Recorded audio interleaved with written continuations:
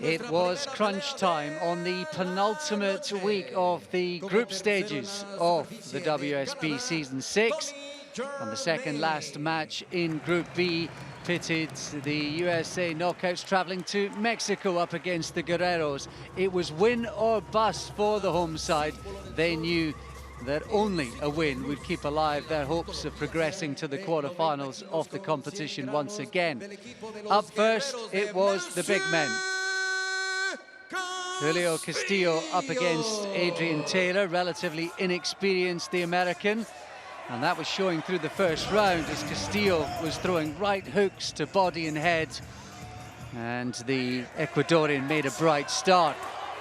There were cameos from Taylor, moments of success with the right hand, but he was largely against the ropes and on the back foot. Flashy combinations from the 27-year-old Castillo, who'd won his only WSB encounter against Morocco already this season, and he won 4 of his 5 last term. That included success against the reigning world champion Evgeny Tishenko. That class and experience told as Castillo made it 1-0 to the Guerreros.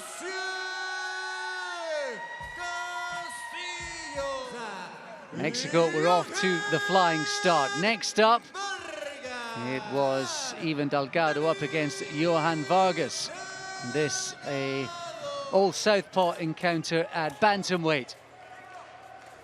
Delgado proved himself a new find at 56 kilograms. Relatively inexperienced, the man they call Manny back home in Mexico. And there was something off the Filipino whirlwind about this young man. Flashy combinations, plenty of body shots thrown in as well. And Delgado was relentless. A convincing win every round on all 3 of the judges' scorecards.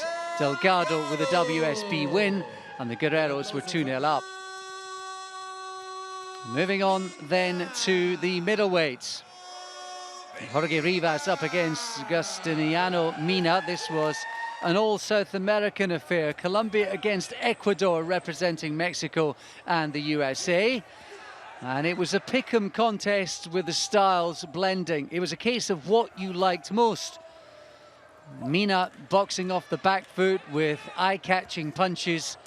But the pressure from Vivas, who'd won his first bout in the WSB this season against Morocco.